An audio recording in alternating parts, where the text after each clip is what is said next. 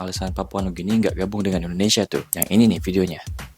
Nah, sekarang saya akan bahas tentang Papua Nugini lagi nih, tentang kerusuhan yang terjadi di sana di bulan Januari lalu. Sebenarnya sih, dulu sempat saya sebutin di konten saya yang ini, tapi cuma saya masukin ke list next content. Jadinya baru bisa bahas sekarang nih cuy. Ya emang sih, beritanya udah lama, tapi kan lebih baik terlambat daripada tidak sama sekali ya kan?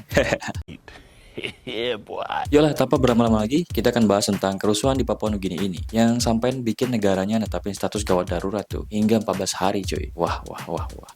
Gawat bener kayaknya nih situasinya. Stay tuned.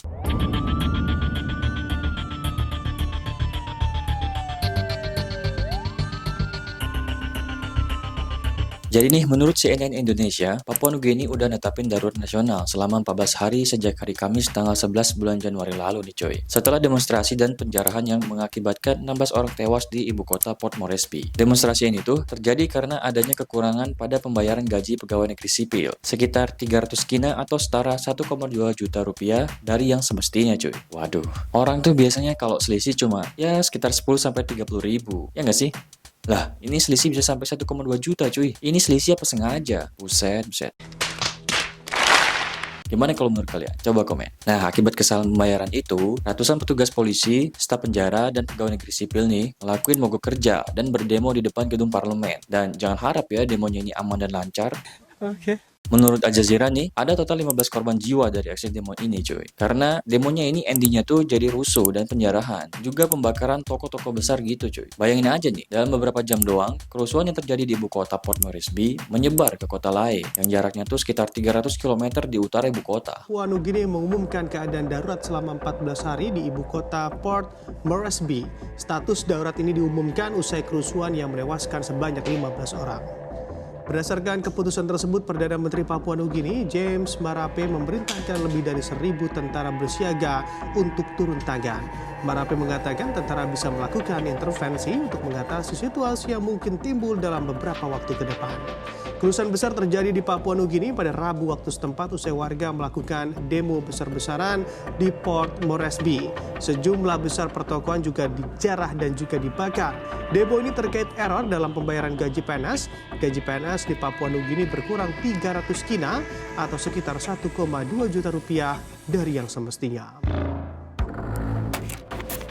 Jadi tuh 15 orang tewas itu antara lain 8 orang tewas di Port Moresby, sementara yang 7 orang lainnya tuh tewas di kota Lae. Aduh, rusuh habis. Nah, besoknya nih, Perdana Menteri James Marape pada hari Kamis ngumumin di konferensi pers bahwa lebih dari 1.000 tentara sedang siaga dan bakal turun tangan dimanapun dan kapanpun jika diperluin nih cuy. Marape juga bilang kalau dia telah memberhentikan kepala polisi negara serta beberapa pejabat tinggi di Kementerian Keuangan dan Pembendaraan. Juga telah memberhentikan beberapa pejabat yang terkait dengan kesalahan dalam pembayaran gaji PNS ini cuy. Dia juga bilang kalau itu semua disebabkan karena kesalahan sistem dan janji kalau kekurangan pembayaran itu bakal dikompensasi pada penggajian berikutnya. Emang andalan sih pernyataan ini, tinggal bilang kesalahan sistem aja beres dah. Alasan klasik gak sih? What?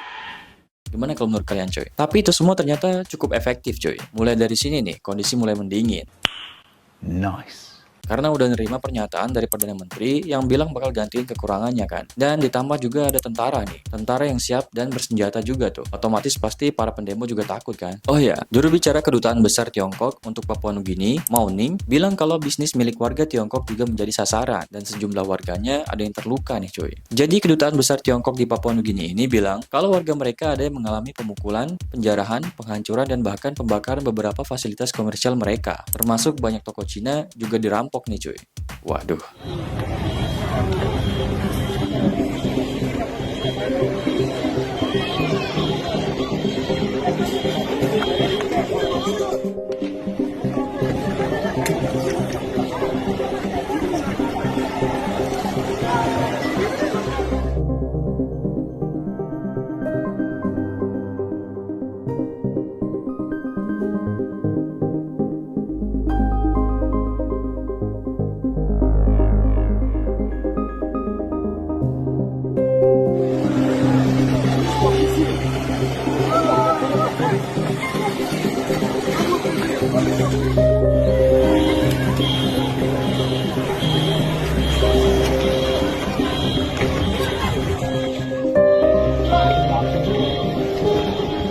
Dia juga nambahin kalau mereka udah mengingatkan warga negara Cina di Papua Nugini untuk selalu memperhatikan situasi keamanan yang belum stabil. Nah, kondisi Papua Nugini yang lagi nggak stabil ini dimanfaatkan dengan sangat baik nih cuy oleh kelompok oposisi. Pemimpin oposisi Papua Nugini, Joseph Lelang, punya pendapat lain soal demonstrasi yang berujung pada penetapan darurat nasional di Port Moresby ini. Jadi Lelang ini membela para PNS yang melakukan aksi protes cuy, dan bilang kalau itu adalah hak mereka buat berdemo mengenai pemotongan gaji ini. Iya benar sih, tapi nggak pakai kekerasan separah ini juga kali ya. Enggak. Joseph Lelang juga bilang kalau aksi protes ini dipicu oleh ketidakpuasan masyarakat akibat tingginya biaya hidup dan tingginya angka pengangguran di ibu kota. Jadi tuh jarak antara si miskin dan si kaya tuh sangat jomplang gitu. Mantan anggota parlemen CAP di dataran tinggi timur, James Nomane, juga menyerukan agar Perdana Menteri Papua Nugini, James Marape ini untuk mundur dari jabatannya nih cuy. Nomane juga bilang kalau James Marape harus mengundurkan diri. Krisis ini merupakan kombinasi dan gelombang besar permusuhan rakyat kita dalam pelayanan publik yang berasal dari kesalahan manajemen ekonomi. Perdana Menteri, Bendahara, Kepala Kepolisian 100% bersalah. Segalanya hanya akan menjadi lebih buruk kecuali kita menghentikan kebusukan ini. gitu katanya cuy. Kalau menurut VOA Indonesia, sebenarnya di sini sedikit ada bau konspirasi gitu cuy. Jadi gini.